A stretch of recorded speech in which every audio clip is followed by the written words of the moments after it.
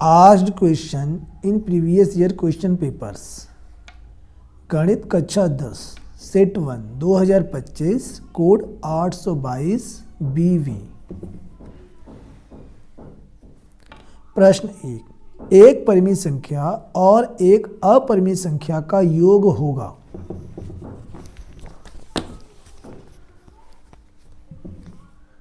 Question 1, तो यहाँ पे हमें कहा है कि एक परिमित संख्या और एक अपरिमित संख्या का योग क्या होगा। तो परिमित संख्या जैसे मान लेते हैं 2 है और इसमें हम अपरिमित संख्या जोड़ेंगे √2। तो इन दोनों का जो योग है वह क्या आएगा, 2 + कर्ण में 2, यानी यह क्या है, एक अपरिमित संख्या।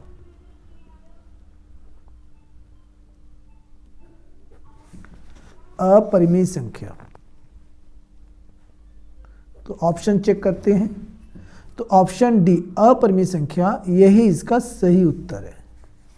क्वेश्चन नंबर 2, संख्या 156 का अभाज्य गुणनखंड होगा। सेकंड क्वेश्चन, 156 का हम अभाज्य गुणनखंड कर लेते हैं। 2 से यह जाएगा, 2 × 7 = 14, 1 बचेगा, 2 × 8 = 16, फिर 2 से कटेगा, 2 × 3 = 6, 1 बचेगा, 2 × 9 = 18।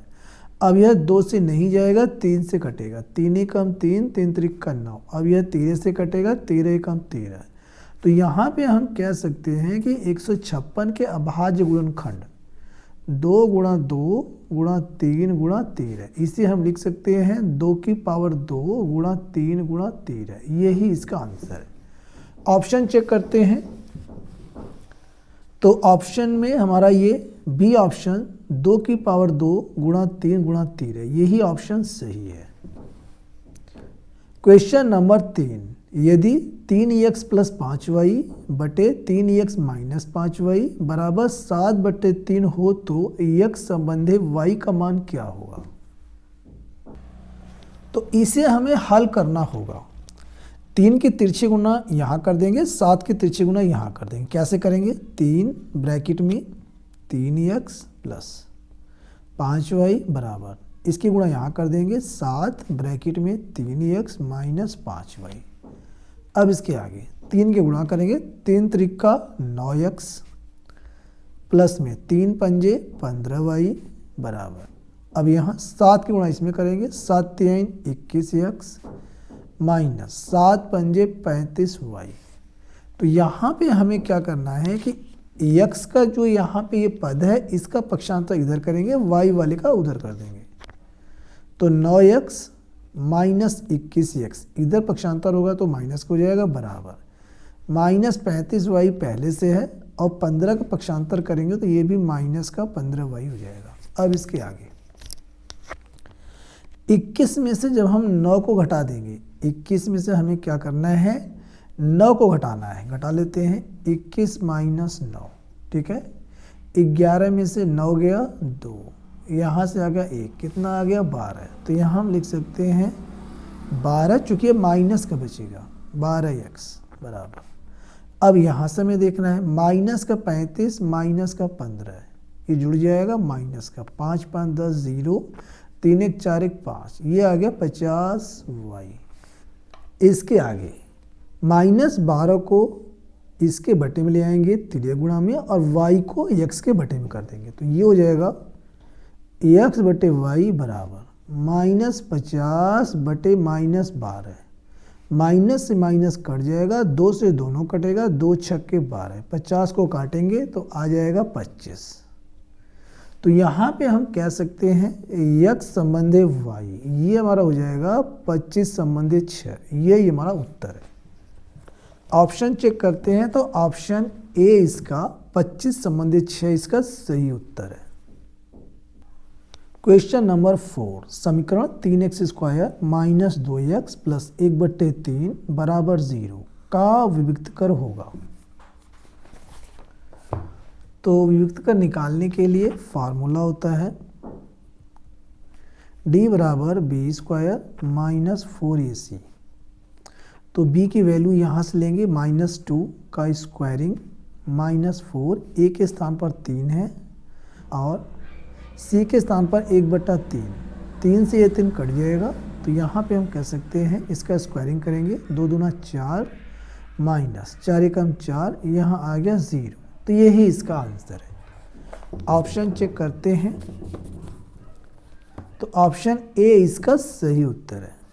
5वां प्रश्न, निम्नलिखित सारणी का माध्य क्या होगा? इसका हमें माध्य निकालना है, तो इसे हम क्या करेंगे, सारणी के रूप में ऐसे लिख लेंगे, ठीक है। तीसरा कॉलम आता है मध्यमान का, इसे हम यक्स से दिखाते हैं, बारंबारता को यप से। अब यहाँ पे निकलता कैसे है कि ये जो वर्ग अंतराल है, निम्न सीमा उच्च सीमा, दोनों को जोड़ के आधा, 4 2 6 आधा आ जाएगा 3, 6 4 10 आधा 5, 8 6 14 आधा 7, इसी प्रकार 10 और 8 18 आधा 9, 10 12 22 आधा 11। अब हमें क्या करना है, चौथा कॉलम बना लेना है। चौथा कॉलम होता है एफ गुणा यक्स का, यानी इन दोनों का गुणा हो जाएगा। 2 3 6, 4 पंजे 20, 7 7 49, 9 3 27, 11 चौक 44। अब यहाँ लिख देंगे योग, यानी कि जोड़ना है। तो यहाँ पे बारंबारता को जोड़ेंगे, इसको जोड़ेंगे तो यहाँ पे आएगा 20, यहाँ पे आना है 20। इसके बाद मध्यमान को छोड़ देंगे, यह गुणा यक्स को जोड़ेंगे तो इसका जोड़ आएगा 146। अब हमें निकाल लेना है माध्य। इसके लिए फार्मूला होता है सिग्मा एफ गुणा यक्स बटे सिग्मा एफ। सिग्मा माने जोड़ होता है, सिग्मा एफ गुणा यक्स, इसका जोड़ आया है 146 बटे में सिग्मा एफ है 20, भाग देंगे तो यहाँ पे इसका आंसर आ जाएगा 7.3। यही इसका आंसर है। ऑप्शन चेक करते हैं, तो ऑप्शन में डी ऑप्शन इसका सही उत्तर है। अगला प्रश्न है 6वां, त्रिभुज ABC में DE पैरेलल BC इस प्रकार है कि AD बराबर 1.5 सेंटीमीटर, DB 3 सेंटीमीटर और AE बराबर 2 सेंटीमीटर। AC की माप क्या होगी? तो यहाँ पे चित्र बना करके लिखा हुआ है, हमें ये बताना है यहाँ पे AC, यानी ये पूरी माप हमें बताना है कि AC पूरी क्या होगी। तो इसके लिए फार्मूला होता है, क्या फार्मूला है देख लीजिए। क्वेश्चन 6, इसके लिए फार्मूला होता है, चूंकि यहाँ पे दे रखा है DE जो है वह BC के पैरेलल है, तब ये जो त्रिभुज है ADE त्रिभुज ABC के समरूप है। तो यहाँ हम कर सकते हैं AD और इसके अपॉन में हो जाएगा बटे में AB बराबर AE और अपॉन में हो जाएगा जो हमें निकालना है AC, ये पूरी भुजा AC। अब इनके वैल्यू को हम पुट कर देंगे। AD यहाँ पे कितना है 1.5 और AB कितना हो जाएगा 3 और 1.5 सबको जोड़ेंगे तो 4.5 हो जाएगा बराबर AE कितना है 2, AC हमें निकालना है। इसे सॉल्व करेंगे तो आंसर हमारा आ जाएगा। अब इसके आगे दशमलव से दशमलव कट जाएगा, 15 3 45, यहाँ से आ जाएगा 1/3। इसके बाद 2/AC, तिरछी गुणा करेंगे तो AC बराबर 3 गुणा 2, 1/3 बराबर 2/AC। AC गुणा 1 में करेंगे तो AC आएगा और 3 गुणा 2 में कर देंगे तो यहाँ पे AC का मान आ गया, AC बराबर 3 दूना 6, यहाँ पे आ गया 6 सेंटीमीटर। ये इसका आंसर है। ऑप्शन चेक करते हैं तो ऑप्शन ए इसका 6 सेंटीमीटर करेक्ट आंसर है। क्वेश्चन नंबर 7, बिंदुओं 2 3 और 4 1 के बीच की दूरी क्या होगी? तो यहाँ पे हमें 2 बिंदु दिए हुए हैं। क्वेश्चन नंबर 7, एक हमारे पास है 2 3 और दूसरा हमारे पास है 4 1। इनके बीच की हमें दूरी बताना क्या होगा? तो इसके लिए दूरी सूत्र का प्रयोग करेंगे, दूरी, और इसके लिए फार्मूला होता है under root x1 minus x2 का होल स्क्वायर, 2 माइनस 4 का होल स्क्वायर प्लस में y1 माइनस y2 का होल स्क्वायर, 3 माइनस 1 का स्क्वायर। सॉल्व करेंगे अंडर रूट, 4 में से 2 जाएगा माइनस 2 का स्क्वायर प्लस में 3 में से 1 जाएगा 2 का स्क्वायर। आगे इसका स्क्वायर करेंगे 4 हो जाएगा, इसका भी स्क्वायर 4 हो जाएगा, दोनों को ऐड कर देंगे अंडर रूट 8। अब यहाँ से क्या करना है, अंडर रूट 2 गुणा 2 गुणा 2, 2 का जोड़ा बन के बाहर आता है तो 2 करनी में 2, ये इसका दूरी है। तो यहाँ पे ऑप्शन चेक करते हैं, 2 करनी में 2 कौन सा ऑप्शन है सातवें का, 2 करनी में 2 ऑप्शन बी इसका सही उत्तर है। क्वेश्चन नंबर 8, यदि द्विघात समीकरण 3x² minus 12x plus M बराबर 0 के मूल बराबर है तो एम का मान क्या होगा। तो यहाँ पे हमें समीकरण दिया हुआ है, क्वेश्चन 8 में दिया हुआ है हमारे पास 3x² minus 12x plus M बराबर 0 और यहाँ कंडीशन में दिया है कि मूल बराबर है। जब मूल बराबर होता है तब b² माइनस 4ac बराबर 0 होता है। अब ये वैल्यू को पुट करेंगे, b के स्थान पर है -12 का स्क्वायरिंग -4, a के स्थान पे 3 और c के स्थान पे m है बराबर 0।